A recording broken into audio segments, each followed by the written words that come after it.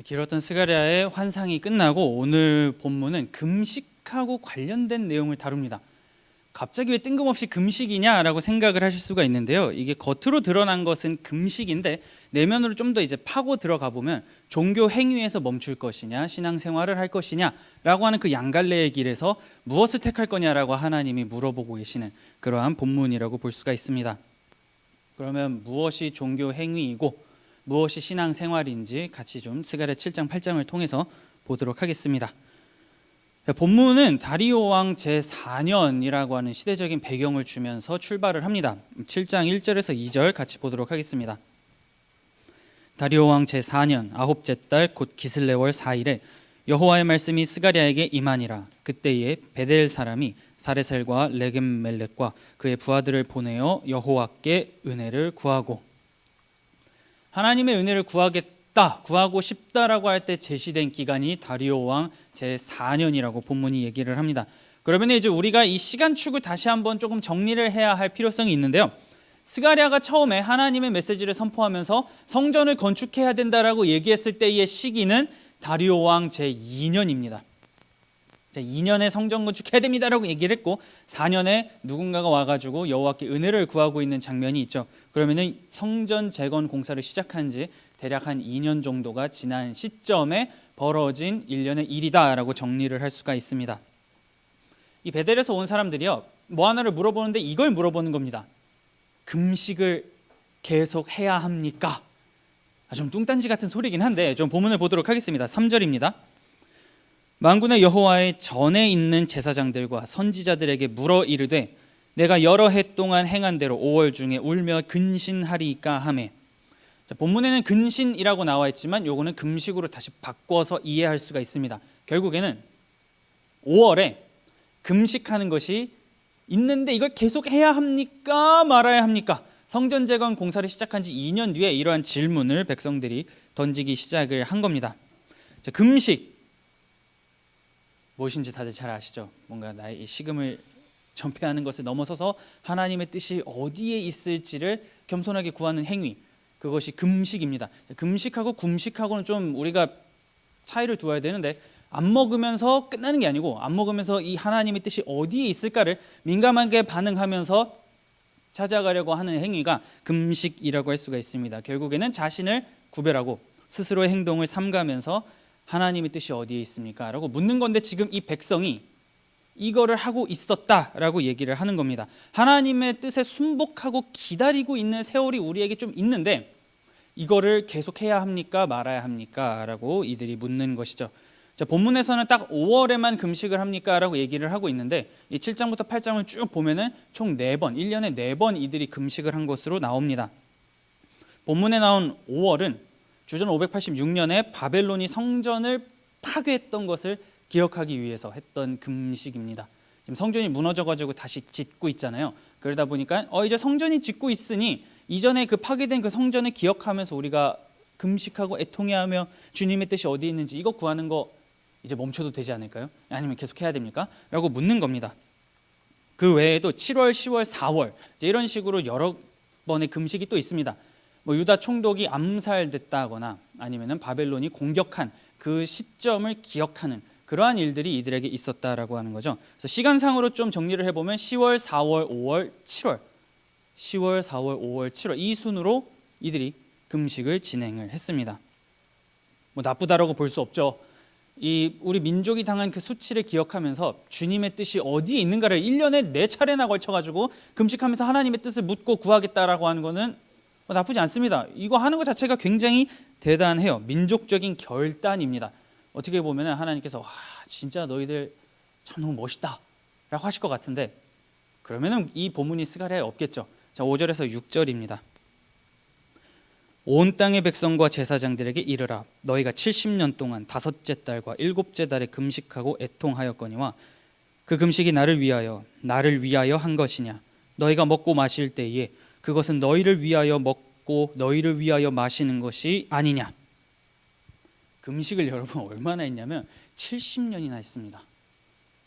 10월, 4월, 5월, 7월 1년에 4차례에 걸쳐서 이들은 금식을 하면서 하나님의 뜻을 구했는데 그 기간이 70년입니다. 엄청난 거예요.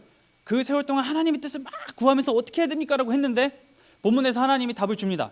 니네 만족하려고 하는 거지 그거 날 위한 거였냐? 라고 지금 여기서 묻고 계시는 거죠. 사람이 뭔가 먹고 마시는 것, 이거는 다른 누구도 아닌 자기 자신을 위해서 먹고 마시듯이 너희가 70년 동안 했던 그 일련의 금식이라는 것은 나를 위한 게 아니라 너희를 위한 행동이었을 뿐이다 라고 굉장히 냉정하게 하나님께서 평가를 합니다.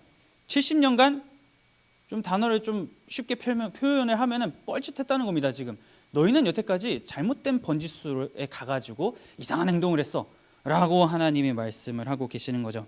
자, 이들이 왜 우리가 이제 금식을 계속 해야 됩니까? 말아야 됩니까? 라고 하는 그 질문을 던지기 시작을 했냐면 성전이 재건되기 시작됐기 때문이다라고 정리를 할 수가 있습니다. 파괴됐잖아요. 바벨론의 공격에 의해서 파괴돼가지고 수십 년간 그냥 폐허처럼 방치돼 있다가 돌아온 백성들이 뭐라도 해보겠다고 시도했다가 현실의 무게감 때문에 다시 손을 놨습니다.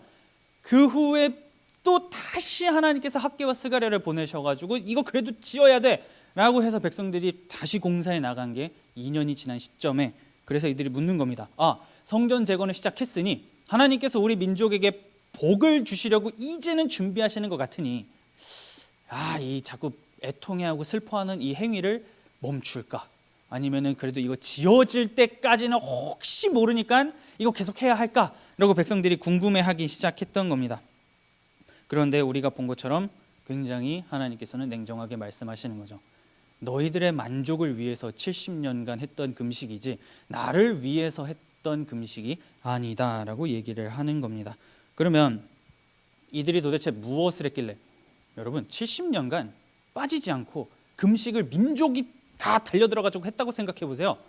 우리 아직 다 나이가 70 아니잖아요. 그 나이에 반도 못 살았습니다. 그런데 그 나이가 될 때까지 하나의 이 종교적인 행위 금식을 계속했다라고 생각을 해보면 이거는 웬만한 결단이 아니고선 할 수가 없는 겁니다. 그럼에도 불구하고 하나님께서 너희들은 지금 덧없이 70년을 보냈다라고 굉장히 무서운 말씀을 주고 계시는 거죠. 헛수고했다라고 하는 겁니다. 왜 그러냐면 본문이 그 이유를 줍니다. 조금 길지만 보도록 할게요. 9절에서 12절입니다. 만군의 여호와가 이같이 말하여 이르시기를 너희는 진실한 재판을 행하며 서로 인애와 긍휼을 베풀며 과부와 고아와 나그네와 궁핍한 자를 압제하지 말며 서로 해하려고 마음에 도모하지 말라 하였으나 그들이 듣기를 싫어하여 등을 돌리며 듣지 아니하려고 귀를 막으며 그 마음을 금강석 같게 하여 율법과 만군의 여호와가 그의 영으로 옛 선지자들을 통하여 전한 말을 듣지 아니함으로 큰 진노가 만군의 여호와께로부터 나왔도다. 답이 너무 분명한 겁니다.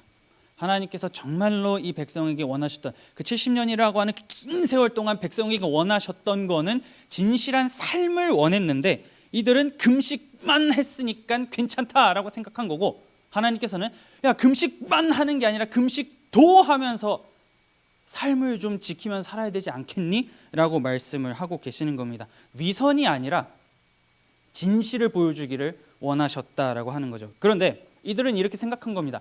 그래도 이제 금식하고 있으니까 우리가 여태까지 한 세월이 70년인데 70년간 금식했으니 이 정도면 된 거 아닙니까 하나님?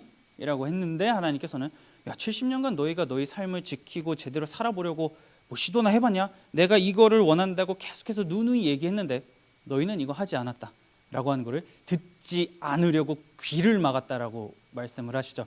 우리가 지난주에 들으라 이스라엘아, 쉐마 이스라엘에 대해서 잠깐 나눴습니다. 하나님은 말씀을 들으라 라고 하면서 말씀을 따라 살아가라를 요구하셨는데 지금 백성은 우리는 듣지 않겠습니다 라고 하면서 귀를 막은 거죠. 듣는다가 행위하고 연결이 된다면 귀를 막았다라는 건 그렇게 살지 않겠다라는 것을 의미를 합니다. 2년이 지나가는 세월임에도 불구하고 이들은 자신들의 삶을 고쳐가려고 시도조차 하지 않았다라고 하는 거죠. 그래서 하나님께서는 말씀하시는 겁니다. 그 위선에 가득 찬 너희들의 그 종교 행위 당장 집어치워라 라고 말씀을 하고 계시는 거죠. 예배, 제의와 삶은 같이 가야지 이원론처럼 딱딱 나눌 수가 없다라고 지금 하나님은 말씀하고 계시는 겁니다. 그래서 하나님께서는 진노하시면서 내가 너희를 다 흩어버릴 거야 라고 말씀을 하시는 거죠. 우리는 보통 예배하고 삶이 따로따로라고 생각하는 경향이 상당히 있습니다. 주일에 와가지고 이렇게 예배하면 이걸 오케이, 삶은 뭐 일단 그냥 살자. 그런데 오늘 본문에서 예배와 삶은 같이 가야 한다라고 다시 한번 하나님이 강조하고 계시는 이 장면을 우리는 놓쳐서는 안 된다라고 하는 거죠.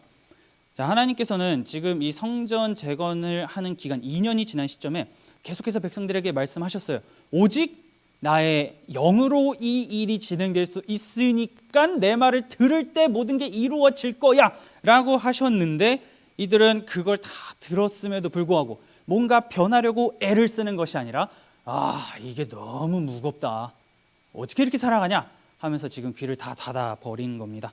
말씀을 들을진대 이같이 되리라 라고 말씀하셨음에도 불구하고 주님, 우리는 귀를 닫고 등을 돌리고 하나님으로부터 떠나겠습니다라고 얘기를 하고 있는 것이죠. 하나님을 사랑한다라고 하지만 이 정도면 괜찮겠지라고 하면서 살아온 그 세월에 하나님이 지금 뭐라고 하고 계시는 겁니다.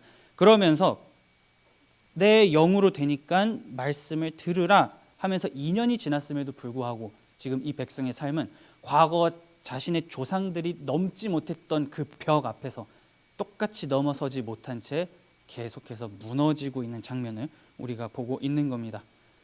본문에서 하나님께서 막 여러 가지를 말씀하셨어요. 진실한 재판을 행하고 긍휼을 베풀고 이웃을 사랑해라, 이렇게 여러 가지 항목을 쭉 나열해 주시는데 이렇게 좀 압축할 수 있을 것 같아요. 진실, 인애, 긍휼, 한 세 가지로 나눌 수가 있을 것 같습니다. 이 세 가지를 다시 하나로 뭉치면 이웃을 사랑해라, 하나님을 사랑해라, 이런 걸로 우리가 또 바꿀 수가 있겠죠. 근데 이게 뭐냐면요, 하나님이 왜 자꾸 이거를 강조하시냐면 이게 하나님의 성품입니다.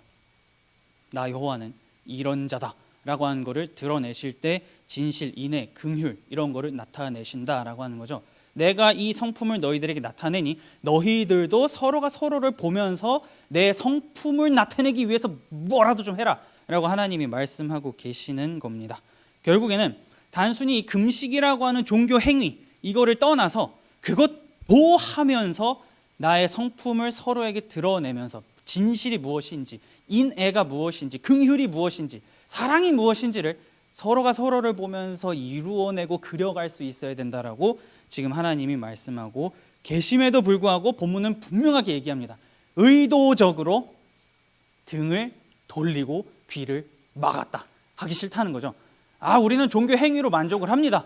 70년 동안 10월, 4월, 5월, 7월 이 정도 기간을 가지고 금식했으면 솔직히 우리 할 거 다 했지 않습니까? 여기에 또 이걸 하라고 하십니까? 라고 하면서 의도적으로 지금 등을 돌린 백성들의 모습이 나타나고 있습니다. 그럼 이들의 이런 모습은요, 똑같은 사람이잖아요. 이들이나 오늘을 살아가는 우리나 다 연약합니다. 연약한 존재이기 때문에 그 누구도 여기서 벗어날 수가 없습니다. 자, 우리에게 한번 적용해 봅시다. 우리는 한 분이신 하나님을 예배하고 사랑하고 따릅니다라고 고백을 합니다. 아까 전에도 같이 찬양하면서 고백했잖아요. 주님 감사합니다, 다시 복음 앞에 서겠습니다 라고 우리는 주일마다 나와가지고 여러 가지 활동들을 합니다. 그리고선 그분을 예배하기 위해서 이 자리에 나왔고, 그리고 또 도움이 필요한 어떠한 일을 위해서 우리는 우리 자신을 섬김의 자리에다가 갖다 놓습니다. 그게 찬양팀이 될 수도 있고 찬양대가 될 수도 있고 비전빌리지 봉사활동 그 외에 기타 여러 가지 등등으로 우리는 흩어져 가지고 봉사라고 하는 것, 섬김이라고 하는 것을 감당합니다. 자, 이러한 여러 가지의 종교의 행위를 금식이라고 바꿔보죠. 이들이 했던 거랑 한번 동일하게 생각을 해봅시다. 이걸 금식이라고 치환을 한다면 그 금식 외에 이러한 주일에 하는 이 일련의 봉사와 예배와 기타 등등 이것들 외에 하나님께서 원하시는 것이 무엇이냐라고 했을 때 하나님의 성품을 드러내는 것이다 라고 하는 걸로 우리가 다시 한번 그 메시지를 뽑을 수 있습니다. 그러면 우리 자신에게 적용해 볼 수 있으면 좋을 것 같아요. 나는 열심히 섬기고 열심히 예배하는 그러한 예배자와 섬김이로써 하나님의 성품을 드러내기 위해서 무엇을 하고 있었는가 라고 하는 것을 우리는 생각해 보면 참 좋을 것 같습니다. 그것이 없다면 우리는 이들과 똑같은 메시지를 듣게 될 겁니다. 그것 너희 자신의 만족을 위한 거였지 나를 위한 게 아니었다. 너희 자신의 만족을 위하여서 찬양한 거고 너희 자신의 만족을 위하여서 예배 자리에 나온 거고 봉사한 거지 그게 나를 위한 거냐? 라고 하나님이 말씀하시는 것을 우리는 놓쳐서는 안 됩니다. 백성들이 그거에서 실패한 거죠. 이렇게 하면은 되지 않을까? 이 정도면 우리가 이 정도 금식하는데 뭐라도 좀 잘 봐주세요라고 하지만 하나님은 그거를 넘어서야 된다라고 분명하게 말씀하고 계시는 겁니다. 자, 백성답게 살기 위해서, 하나님의 백성답게 살기 위해서 우리도 여러 가지 생각을 합니다. 생각을 안 하는 게 아니잖아요. 주일날 여러 가지 생각을 하면서 이제 딱 월요일 딱 아침에 일어나가지고 학교를 간다든지 뭐 회사를 간다든지 딱 갈 때 이제 새 출발을 막 하려 합니다. 그래도 새롭게 출발하는 월요일, 주님 기쁨으로 내가 좀 살아보겠나이다 하고 문 밖을 쫙 나서는 순간 어찌나 우리의 성품을 망가뜨리는 일들이 참 많은지, 이거는 각자의 인생 속에서 우리는 다 경험했을 겁니다. 내일도 그럴 거예요. 막 여기서 막 결단하고 나갔지만 월요일에 탁 집문, 내 방 문 나서자마자부터 우리는 그러한 싸움을 시작을 합니다. 자, 그런데 그렇게 애를 쓰다가 실패하는 거, 이건 그럴 수 있죠. 인간이잖아요. 연약하잖아요. 근데 지금 하나님께서 애를 쓰다가 넘어지는 거 가지고 지금 니네 왜 이래, 이게 아니고 의도적으로 등을 돌린 거에 대해서 하나님이 지금 문제를 삼고 계시는 겁니다. 알면서도 그렇게 살아가기 위해서 싸우고 넘어졌지만 다시 일어나고 이렇게 하는 행동을 하나님께서는 보기를 원하시는 건데, 어차피 넘어질 거 안 해야겠다, 어차피 힘들 거 왜 하냐 라고 하면서 의도적으로 등을 돌리고 귀를 막는 그 행동에 대해서 하나님은 지금 이들을 책망하고 계시는 겁니다. 어차피 인간은 연약하니까 그냥 안 하면 안 될까? 안 하면 되지 라고 하는 그런 아니란 생각에 하나님이 경종을 울리고 계시는 겁니다. 봉사와 섬김, 예배, 이러한 모든 활동들을 통해서 내 자신이 얼마나 참 대단하고, 이 봉사의 자리에서, 이 섬김의 자리에서 활동하는 내 자신을 바라보면서 참 만족을 느끼고, 그런데 그거 외에 그 아무것도 없다면은 결국에는 오늘 본문에 나온 백성들의 모습이 바로 나인 겁니다. 나 자신만의 만족을 위해서 이거 섬기면서 나 참 괜찮네, 나 참 대단한 사람이네, 나 참 바쁜데 이렇게 섬길 수 있네, 거기서 끝난다면 하나님께서는 그거 봐라, 네 만족을 위해서지, 그게 내 이름을 위해서냐라고 말씀하신다라고 하는 거죠. 그러면 이거는 이렇게 또 바꿀 수 있습니다. 그게 우상숭배죠. 나 자신의 만족을 위해서 예배를, 하나님을 이용하는 겁니다. 이용해서 내 자신의 만족을 위해서 주님 내가 참 괜찮은 사람이라고 하는 거를 여러 가지 행위를 통해서 좀 보고 싶습니다. 사람들이 막 칭찬해주고 참 괜찮아, 내 자신이 드러나는 거, 우리는 그러한 것을 굉장히 조심해야 합니다. 이 백성의 삶이 지금 어떠했는지 우리가 꼭 기억할 수 있으면 좋겠습니다. 그래서 하나님께서는 겉으로는 나를 위한 거다, 겉으로는 이게 주님의 몸된 교회를 위한 것이다 라고 하면서 성전 재건에 착수하는 이들에게 너희가 공동체를 전혀 생각하지 않는다면 너희는 그저 거짓된 위선자일 뿐이다라고 지금 본문에서 말씀하시는 겁니다. 오늘 13절입니다. 내가 불러도 그들이 듣지 아니한 것처럼 그들이 불러도 내가 듣지 아니하리라. 만군의 여호와가 말하였느니라. 하나님도 맞불 작전이죠. 너희가 듣지 않는다, 좋다, 나도 안 듣는다, 내 얼굴을 너희에게서 거두어 가겠다 라고 지금 하나님께서는 말씀하고 계십니다. 시간이 흘러도 사람은 잘 바뀌지 않아요. 이거는 우리 자신을 비추어 보면 너무나 분명하게 드러납니다. 그런데 우리가 드리는 예배, 우리가 하는 봉사, 이들에게는 이게 성전 재건이죠. 이러한 것들을 할 때에 나는 정말로 하나님의 말씀을 듣고자 변화되고자 거기서부터 우러나오는 그 마음을 가지고 활동을 하고 있는 것인가, 그 마음을 가지고 주 앞에 나오는 것인가, 이거를 꼭 기억할 수 있으면 좋겠습니다. 이거라도 하니까 내가 참 평일에는 엉망진창으로 살았는데 그래도 주일에는 이거라도 하니까 그래도 좀 괜찮지 않을까? 라는 생각도 우리가 왜 안 해봤겠습니다. 그런 생각 하잖아요. 평일에 막 엉망진창으로 살았습니다. 근데 내가 뭔가 주일에 와서 여러 가지 봉사를 감당하면 뭔가 좀 거룩한 존재가 된 것 같고 괜찮은 사람인 것 같고 사람들도 날 좀 그렇게 봐주고 하는데, 그렇게 하면서 하나님을 이용하면서 자신의 자존감만 채우려고 한다면 하나님께서 분명하게 말씀하시는 거죠. 나도 안 들을래 라고 분명하게 말씀하시는 겁니다.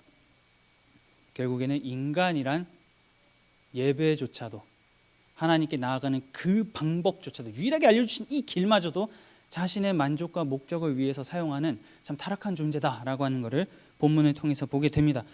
비참하잖아요. 절망이에요. 뭐 보이지가 않아요. 근데 하나님께서 다시 이렇게 말씀하시는 게 있습니다. 이런 절망적인 그 인생 가운데에 사람은, 우리가 7장의 내용을 좀 정리를 하면 자신의 힘으로 무언가 하나님 앞에 순수하게 나아가고 진실된 마음으로 나아가는 것이 굉장히 어렵다, 거의 불가능에 가깝다라고 하는 거 우리가 지금 정리한 상태에서 8장 11절에서 13절 보도록 하겠습니다. 만군의 여호와의 말씀이니라. 이제는 내가 이 남은 백성을 대하기를 옛날과 같이 아니할 것인즉 곧 평강의 씨앗을 얻을 것이라. 포도나무가 열매를 맺으며 땅이 산물을 내며 하늘은 이슬을 내리리니 내가 이 남은 백성으로 이 모든 것을 누리게 하리라. 유다 족속아, 이스라엘 족속아, 너희가 이방인 가운데서 저주가 되었으나 이제는 내가 너희를 구원하여 너희가 복이 되게 하리니 두려워하지 말지니라. 손을 견고히 할지니라. 하나님께서 무조건적인 은혜를 부어주겠다라고 갑자기 말씀하시기 시작합니다. 그러면서 단서를 이제는 이라고 말씀하시는 거죠. 내가 이제는 옛날처럼 너희를 대하지 않겠다라고 말씀하십니다. 자, 8장을 앞부분을 쫙 날리고 지금 11절부터 들어왔다 보니까요, 앞에 뭐가 이들이 하지 않았을까? 라는 생각을 할 수 있겠는데 한번 나중에 성경책을 펼쳐서 봐보세요. 백성이 뭔가 한 거 하나도 없습니다. 하나님 계속 이제 말씀하시는 장면만 나와요. 그 어디에도 백성의 공로는 나타나지 않습니다. 백성이 무언가 했기에 그것이 트리거가 되어서, 그것이 근거가 되어가지고 하나님께서 너희의 손을 견고하게 하라, 내가 이제는 너희에게 다르게 행하겠다가 아니라 백성은 여전히 자기들 마음대로 살아가고 있는데 이제는 내가 너희를 다르게 대할 거야 라고 하나님이 먼저 바꾸신 겁니다. 옛날같이 대하지 않겠다라고 하는 그 근거가 앞부분에 나옵니다. 내 질투가 너희를 다시 한번 이끌 것이다 라고 말씀하시죠. 질투, 나훔서에서 우리가 살펴봤습니다. 하나님께서 하나님의 백성을 끝까지 이끌어 가시겠다라고 하는 그 감정, 그 행위, 그것이 질투로 나타난다라고 하는 것을 우리가 보았죠. 그래서 하나님께서 내가 이제는 옛날처럼 대하지 않을 거야 라고 하는 근거를 포도나무가 열매를 맺고 하늘은 이슬을 내릴 것이다 라고 하는 걸로 백성에게 말씀하고 계십니다. 때에 따라서 너희가 내 말을 잘 듣고 잘 지키면 늦은 비와 이른 비 이런 것들을 내려주면서 너희의 곡식이 풍성하게 될 거야 라고 일전에 약속을 하셨어요. 그런데 이거를 지금 다시 한번 스가랴를 통해서 말씀해 주고 계시는 겁니다. 이제는 은혜의 해가 올 것이다. 너희가 은혜가 무엇인지 경험하게 될 거다라고 포로 후기 공동체를 향해서 하나님이 말씀하고 계시는 겁니다. 그러면서 과거에는 너희들의 그 삶의 모습, 너희들이 살아가는 그 모든 것을 보면서 이방인들, 그러니까 안 믿는 사람이죠. 하나님을 믿지 않는 그 어떤 세력들이 너희를 보면서 막 손가락질하고 욕을 했는데 이제는 바뀌어서 오히려 너희가 복이 될 거다. 그들에게 저주가 되는 것이 아니라 복이 될 것이다라고 하나님은 말씀하시면서 두려워하지 말라라고 분명하게 언급을 하십니다. 15절입니다. 이제 내가 다시 예루살렘과 유다 족속에게 은혜를 베풀기로 뜻하였나니 너희는 두려워하지 말지니라. 두려워하지 말라가 지금 반복적으로 나오는 이유는 우리가 이 성전 공사 재건을 하고 있는 당시의 상황을 계속해서 우리가 그려 나가야 됩니다. 사방에 온통 다 적이에요. 뭐 하나 이렇게 건물 하나 지으려고 하면은 일단 내 이웃이 내 적입니다. 우리 같이 막 살펴봤잖아요. 도둑질하고 거짓 맹세하면서 내가 다음 주에 갚을 테니까 막 서로가 서로를 속이는 데다가 외부에서도 막 공사를 방해합니다. 막 로비 막 넣어가지고 막 이거 막 막고 이러는 상황 가운데에서 성벽도 없어요. 누가 그냥 군대 끌고 쳐들어오면은 그냥 속수분책으로 당해야 되는, 그냥 아니나 바뀌나 늘상 두려운 삶을 살아갔던 것이 이 당시 백성들입니다. 그렇기 때문에 하나님께서는 반복적으로 말씀하시는 거죠. 이들에게 뭐가 필요한지 알고 계시는 겁니다. 두려워하지 말라라고 말씀하고 계시는 거죠. 성전 재건에 온전하게 집중을 하지 않으면 다시 일상으로 돌아갈 위험이 너무나 크기 때문입니다. 16년 이상의 세월을 먹고 사는 문제에 다 올인했어요. 농사 한번 제대로 지어보겠다고 성전 재건 다 포기하고 16년간 농업에만 올인했는데 뭐 하나 제대로 건진 게 없습니다. 삶도 힘들어요. 그러면 성전 재건을 이제 막 시작하면서 2년이 지난 이 시점에서 지금 백성의 삶은 여전히 바뀌지 않았습니다. 그럼 당연히 다시 여기 사람이라면 왜 안 그러겠습니까? 지금 이들이 이렇게 할 가능성이 굉장히 높은 거죠. 그렇기 때문에 하나님께서는 내가 이슬을 내릴 거야. 너희의 포도나무에 열매가 맺을 거야. 그러니 두려워하지 말고 지금 2년간 공사 잘했지 않냐? 계속해서 공사를 진행해라라고 하나님이 말씀하고 계시는 겁니다. 힘을 낸 지 2년이 지났음에도 백성들의 삶은 뭐 하나 바뀐 게 없지만 하나님께서는 이제는 내가 다르게 대하겠다라고 분명하게 말씀하고 계시는 거죠. 과거처럼 대하지 않고 복을 내리면서 너희가 무엇을 경험하게 될 것인지를 쫙 브리핑을 해주십니다. 하나님의 청사진이 8장에 잔뜩 나와요. 굳이 그 창조주가 그렇게 하실 필요가 없음에도 불구하고 사람이 신의 뜻을 어찌 알겠습니까? 잘 모르잖아요. 그렇기 때문에 쫙 알려주시면서 이제는 다르게 대할 테니, 다르게 대할 것이다. 공사 화이팅! 하나님이 말씀하고 계시는 겁니다. 백성이 삶을 제대로 돌이켰기 때문에 그 근거로 삶을 바꿔주시는 게 아니고 하나님의 긍휼하심이 먼저 선행되었기에 백성의 삶이 바뀌게 될 것이다 라고 하는 거, 이거를 우리가 여러분 절대로 놓쳐서는 안 됩니다. 이게 다시 말하면 뭐냐면 은혜가 먼저 사람에게 선포되기 때문에 그 이후에 사람의 행동이 바뀔 수 있다라고 하는 겁니다. 16절에서 17절입니다. 너희가 행할 일은 이러하니라. 너희는 이웃과 더불어 진리를 말하며 너희 성문에서 진실하고 화평한 재판을 베풀고 마음에 서로 해하기를 도모하지 말며 거짓 맹세를 좋아하지 말라. 이 모든 일은 내가 미워하는 것이니라. 여호와의 말이니라. 하나님이 이거 하면, 이게 지금 16, 17절이잖아요. 쭉 본문의 흐름을 보시면 앞부분에 11절부터 쫙 보면 내가 이제는 다르게 대할 거야, 너에게 은혜를 줄 거야 하면서 16절에 가서 이렇게 행동해 라고 말씀을 하시는데, 이게 뒤바뀌었다. 너희는 이렇게 행하라. 그러면 내가 이제는 이렇게 너에게 은혜를 주겠다가 되면은 인간의 공로죠. 인간의 능력이 먼저 수반이 되어야만 그 조건을 가지고 신이 인간에게 은혜를 베푼다가 되는데, 본문은 지금 거꾸로 뒤집어 놨습니다. 하나님께서 먼저 내가 이제는 너희에게 은혜를 베풀 것이다 라고 하면서 은혜가 먼저 인간에게 선포되고 그 이후에 그 은혜가 인간에게 쏟아질 때에 그거에 대한 반응, 그거에 대한 결과, 그거에 대한 감사로 너희는 너희의 삶을 바꾸어 나아가야 된다라고 하나님이 말씀하고 계시는 겁니다. 은혜가 먼저 있지 않으면 인간은 결코 신의 뜻에 부합한 삶을 살아갈 수 없다라고 하는 것을 오늘 본문이 분명하게 외치고 있는 겁니다. 구원이 먼저 있기에 그에 따른 결과로 윤리적인 삶, 하나님이 원하는 삶, 이러한 것들이 나오게 된다라고 하는 겁니다.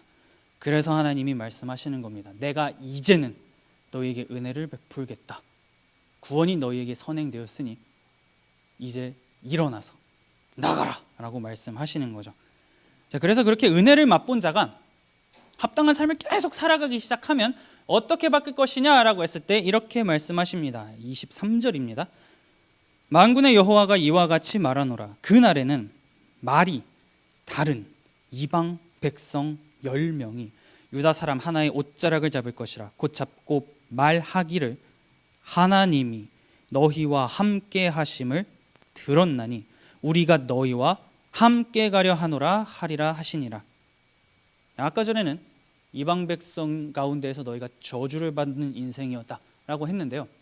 은혜가 무엇인지 알게 되고 나서 그거에 대한 결과로 삶이 바뀌기 시작하자 완전히 다시 뒤집어집니다. 하나님을 모르던 사람들이 하나님을 믿고 살아가는 백성들의 삶을 보면서 우리도 좀 데려가줘. 우리도 그 하나님의 임재가 가득한 곳으로 데려가줘. 너희만 누리지 말고 나도 좀 그 맛을 보여줘라고 하면서 사람들을 붙잡고 나도 같이 그 구원이 무엇인지 알게 해달라. 그러한 시대가 올 것이다. 그러한 날이 올 것이다 라고 하나님은 말씀하고 계시는 겁니다. 구원이 선행되고 그 하나님의 은혜를 깨달아 하나님의 성품을 반영하는 진실, 인애, 긍휼, 이러한 성품이 반영되는 삶을 살게 되면 주변의 사람들이 그러한 삶을 살아가는 자를 보면서 나도 데려가 줘. 나도 그 은혜가 무엇인지, 나도 그 임재가 무엇인지 경험하고 싶어 라고 하는 날이 오게 될 것이다 라고 얘기를 하고 있는 겁니다. 그렇기에 우리가 해야 할 일이 너무나 분명한 거죠. 우리가 살아가면서 말씀을 따라 살아가고 하나님의 성품을 드러내는 삶을 왜 살아야 되느냐라고 했을 때, 그러한 우리를 보면서 다른 수많은 사람들이 하나님의 임재가 무엇인지를 우리를 통해서 봐야 하기 때문에, 그 임재가 무엇인지를 깨닫고 나도 같이 가자 라고 하는 날이 와야 하기 때문에, 그러한 세상을 만들어가야 하기 때문에라도 우리는 하나님의 성품을 드러내는 삶을 살아야 한다라고 스가랴가 얘기를 합니다. 자, 그러면 이 백성들이 다시 한번 생각해 봅시다. 자, 성전 재건 시작하고 2년 뒤에 하나님께서 야, 삶 하나도 안 바뀌었다, 다시 좀 해봐라 라고 했거든요. 자, 시간을 좀 점핑해 봅시다. 자, 이 이후로 60년이 지났습니다. 오, 구약 성경 느헤미야가 이 성전 재건으로부터 한 60년 뒤의 책이거든요. 어땠을까요? 지금 하나님께서 이렇게 말씀 선포하신 거거든요. 과연 바뀌었을까 안 바뀌었을까라고 했을 때 궁금하신 분들은 느헤미야서를 한번 읽어보십시오. 하나도 안 바뀌었습니다. 오히려 더 심하게 사람을 착취하면 착취했지 뭐 하나 바뀐 게 하나도 없어요. 하나님이 말씀을 선포하시고 이렇게 해야 돼라고 60년이 지났음에도 불구하고 똑같은 압제와 수탈이 그 민족 공동체 안에서 있었습니다. 참 안 바뀌죠. 사람이라고 하는 존재는 이렇게 바뀌기가 힘들다라고 하는 걸 성경이 얘기를 합니다. 그런데 이렇게 등을 돌린 인간의 모습이 이 본문 가운데 나온 여기 글자로만 나온 이스라엘 백성들의 삶의 모습만 여기 해당하느냐라고 했을 때 2000년이 지난 오늘날 우리도 한번 생각해 봅시다. 오늘날 살아가는 사람들의 세상의 모습 이것뿐만 아니라 그냥 우리 자신을 보면 딱 답이 나옵니다. 60년이건 2000년이건 인간의 삶, 인간이 하는 생각, 인간이 하는 그 모든 행동은 뭐 하나 제대로 바뀐 게 없구나라고 하는 것을 우리는 보게 됩니다. 바뀐 게 없다는 거죠. 그런데 그런 인간을 향해서 하나님께서 먼저 선행으로 하신 행동이 하나 있습니다. 예수 그리스도죠. 예수 그리스도를 먼저 우리에게 보내주시면서 이제는 은혜를 베풀겠노라 라고 하신 그 이제는이 2000년 전에 이 땅 가운데 오신 예수 그리스도를 통해서 너무나 분명하게 드러났다라고 하는 것을 우리는 압니다. 우리에게 유일한 구원자이신 예수님을 이 땅 가운데 보내주시면서 구원이 선행되었다라고 하는 것을 우리의 삶에 적용시키며 이제 나의 성품을 너희가 드러내라라고 하나님이 말씀하시는 겁니다. 그를 믿는 자는 영생을 얻으리라 라고 말씀하신 분이 다름 아닌 예수님입니다. 그렇게 강력한 은혜이자 사랑인 예수님을 인간임을 잘했기에 하나님께서 상으로 베푸셨다가 아니라는 것은 성경에서 너무나 분명하게 얘기하죠. 우리가 아직 죄인 되었을 때에 하나님께서 예수 그리스도를 통해서 그를 죽이심으로 말미암아 하나님의 사랑을 우리에게 보여주셨다라고 성경은 분명하게 얘기합니다. 전적으로 하나님의 사랑이 먼저 계속해서 인간에게 선행되고 있다라고 하는 것은 성경 66권이 계속해서 강조하고 있는 포인트죠. 그 사랑이 선행되었기 때문에 오늘 우리가 이 자리 가운데에서 하나님이 어떤 분이신지를 알아가고자 조금이라도 힘쓰고 예배하고 그분의 사랑이 무엇인지 나도 알고 드러내고 싶어서 봉사하고 섬기는 겁니다. 그러니 여러분, 우리에게 선행된 그 구원, 우리에게 먼저 베풀어진 그 사랑이 무엇인지를 안다면 이제는 변해봅시다. 무엇 하나 잘한 것이 없는 우리이고 그러한 인류의 역사인데 그러면은 이게 수천 년이 여러분 애 이름도 아니고 그냥 질려가지고 그냥 다 리셋하고 모든 걸 새로 시작하겠다라고 할 법함에도 불구하고 하나님께서는 계속해서 먼저 은혜를 선행시켜 주시면서 함께 무언가 해보자라고 계속해서 말씀하고 계십니다. 끝까지 하나님의 형상인 인간을 구원하시기 위해서 예수 그리스도까지 보내주신 분, 구원이 무엇인지 알려주신 분이 우리가 예배하고 우리가 믿고 우리가 붙잡는 만군의 여호와 하나님이십니다. 그러니 이제는 이 땅 가운데 우리를 위해서 구원해 주신 그 구원을 위해 오신 예수 그리스도를 깊이 묵상해 볼 수 있으면 좋겠습니다. 예수 그리스도의 그 아름다움, 그분의 그 고결한 그 희생, 그분의 모든 것, 그 경외함 가운데에 빠져들어갈 수 있는 우리가 될 수 있으면 좋겠습니다. 우리가 그 경외함에 잠기고 그리스도의 아름다움이 무엇인지를 알아가고자 할 때 우리의 행위는 종교 행위를 넘어서서 신앙생활로 이어질 수가 있습니다. 단순히 봉사하고 예배만 하고 내 삶은 하나도 바뀌지 않고 바뀌려고 노력도 하지 않고 그러면서 나는 주일에 이거 나오니까 신앙생활이야가 아니라 그거는 종교 행위죠. 그냥 종교인입니다. 종교 생활을 하는 거예요. 그런데 하나님께서 신앙생활을 요구하실 때는 이것도 하고 저것도 해야 된다라고 오늘 본문이 분명하게 얘기를 합니다. 그러니 지난날 어떻게 살았든지 그거는 하나님하고 나하고의 사이죠. 그러니 지난날 내가 어떻게 살았든지와 관계없이 이제 다시 우리는 변해가기 위해서 노력하면 됩니다.